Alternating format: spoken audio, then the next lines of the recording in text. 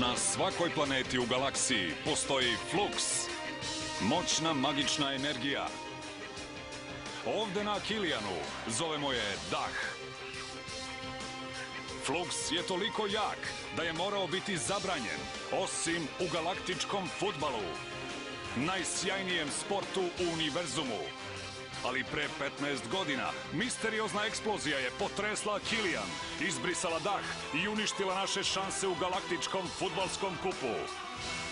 15 godina bez dobrog tima, ničeg osim snega i leda.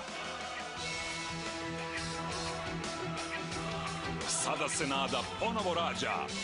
Novi, mladi igrači koji će da povrate dah Akilijana.